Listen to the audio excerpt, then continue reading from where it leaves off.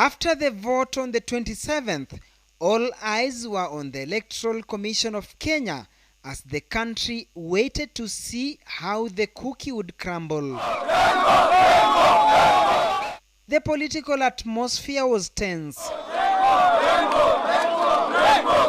On one hand, a bullish opposition alliance NAC oozing with confidence, while on the other hand, a cornered ruling party KANU that was staring at the risk of losing power after 40 years since Kenya's independence. Hana namna, hana kivingine, amefika mwisho ya hii sarakasi.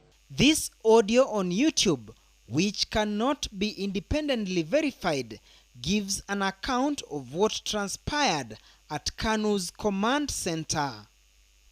Unajua 2002, Rais mstaafu alituambia hajawahi kushindwa na tutashinda uchaguzi wa 2002. So kila mtu ambaye tulikuwa wafuasi wa KANU siku hizo, tulikuwa tunaamini haiwezekani tutashindwa namna gani. Moi akiwa pale ite haiwezekani, lazima kuna namna, kuna mbinu fulani kuna namna fulani itafanyika hapo mwisho, alafu tutashinda.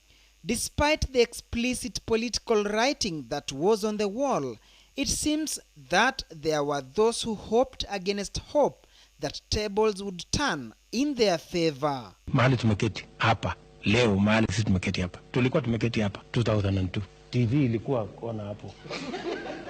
Sasa tunaangalia hii TV tunaangalia TV, tunaona sasa hii hesabu imeharibika kabisa. Lakini watu hawakuamini, bado walikuwa tu na imani. Sasa mpaka jamaa mwingine anaitwa Sirma tulikuwa tunaketi naye hapo, kaniuliza, na hii TV Moi anajua vile hii TV inaso ama mbona hii kitu itabadilika namna gani? so kidogo bado tunangojea miujiza ifanyike. Rais mstaafu mwenyewe akatoka kwa hiyo mlango iko hapo, akasema okay, tukasimama. Akaniuliza, wewe William, wapi Uhuru? Kumwambia hako nyumbani. Akasema tafuta yeye, ita yeye na muanze kutengeneza statement ya kuconcede.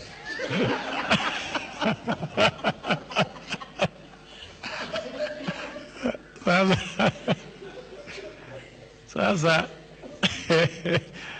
so mimi nikaenda hapo, nikachukua hotline, nikapigia Uhuru, nikamwambia kuja, iko maneno tutengeneze statement. Tulikuwa watu karibu 40 hapa. By the time tulikuwa tunamaliza kuandika statement ya concession, tulikuwa watu 3. Watu wale wengine wote ambao walikuwa wanangojea miujiza ifanyike walikuwa wamehama. KANU's presidential candidate Uhuru Muigai Kenyatta conceded defeat even before the Electoral Commission of Kenya called the election. I accept the choice of the people, and in particular, now concede that Mr. Mwai Kibaki will be the 3rd president of the Republic of Kenya. These provisional figures do give indication that Honorable Mwai Kibaki is ahead of the next presidential candidate, that is Honorable Uhuru Kenyatta, by a very wide margin. It is not likely that the margin can be eliminated. He has therefore professionally satisfied the criterion upon which a presidential candidate must be declared elected. The Electoral Commission therefore declares Honorable Mwai Kibaki the President of Kenya. There was this theory that President Moi will not hand over government.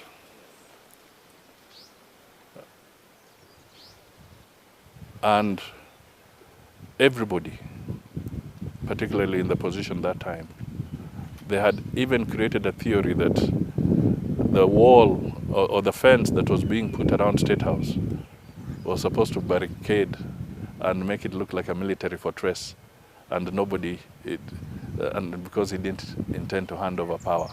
So he was doing that in all hype, all propaganda, misguided.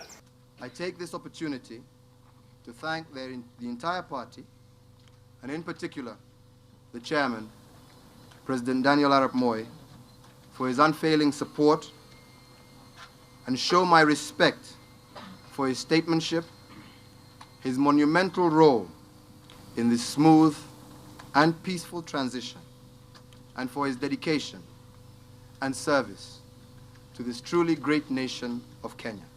Preparations for handing over power kicked off in earnest. December 29th, marking the end of an era, ushering in a new dawn. After 40 years, the Independence Party KANU was handing over the reins of power to NARC Alliance. A day that had its own fair share of political intrigues.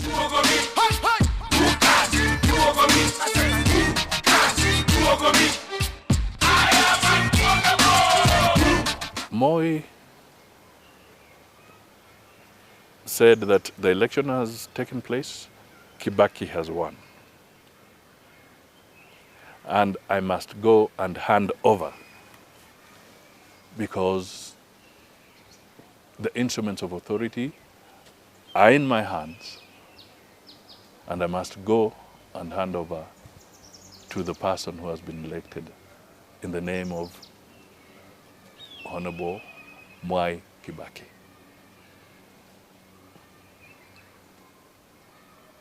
We asked him, should we come with you to hand over?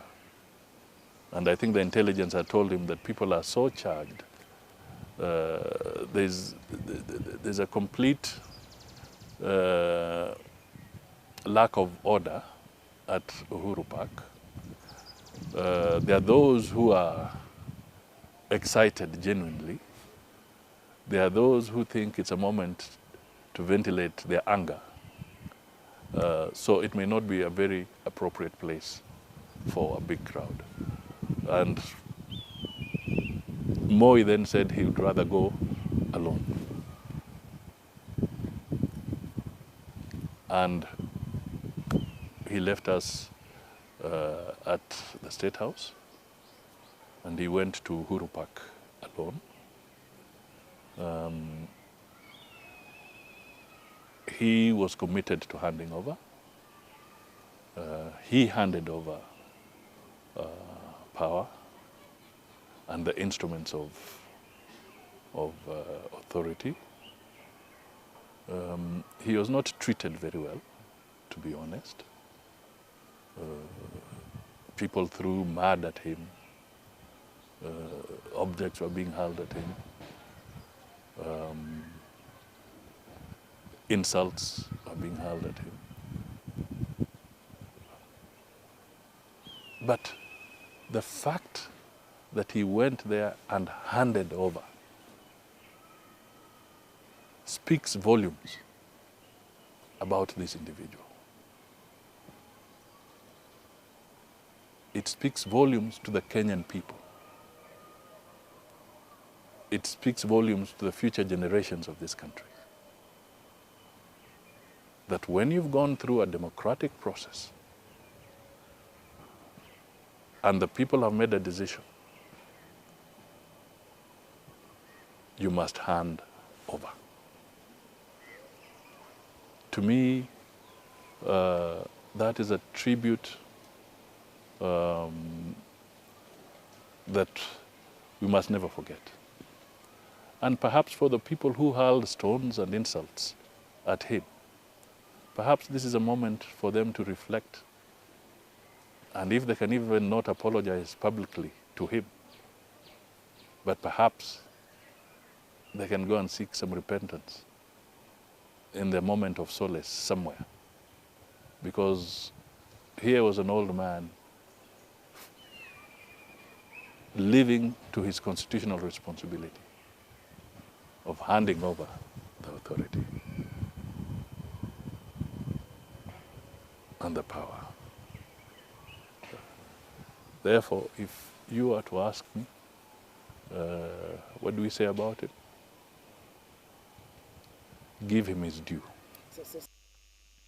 Dr. Dan Gikonyo, the personal doctor of the then president-elect, paints a picture of political suspicions that clouded the swearing-in ceremony. An opposition that was still unsure of whether it was the incoming government which kept watching its back until the last minute of the change of guard at Uhuru Park. The swearing in was very interesting also because we weren't quite sure that it was going to be sworn in or not. There was rumors it would be postponed, there was what. So the political side decided it was going to go on, and I was tasked with the job of making sure that we get the president-elect to Uhuru Park.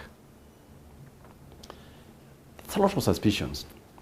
So I was told by the people in the know, you must stick by him all the time. The plan was that when we got to the park, we would hand him over to the military and they would take him to the days. But you know, I was instructed, you must not let go of that wheelchair. You must stick by him. It doesn't matter who comes for it, you must go there and you must be there. So I held onto the wheelchair and we got to the days and I sat there next to him continuously. Because we had to make sure nothing went wrong. After taking over the reins of power and after 2 false starts, the Mwai Kibaki Grand March to State House finally became a reality. After swearing in, we drove to State House and there we met President Moi and he said goodbye. And the scope of work was immense. I had always been afraid of President Mwai Kibaki. We will go beyond, even before the accident and before the elections. I knew him. In fact, just to let you know, I was actually a life member of the Democratic Party. I still am. And he's a man I really had great hopes on. I was willing to spend time and do anything possible to see this man as president. He left a legacy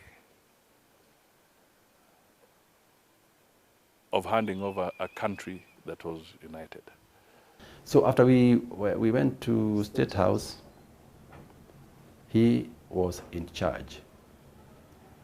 He was in charge. He is one who made his own cabinet, and that may not have pleased many people, but he was strictly in charge of the things that were done. Of course, he's with the team, and at that time, my job was just purely medical, and we did what could be done, and the Kenyans were happy. Duncan Hemba, The Untold Story.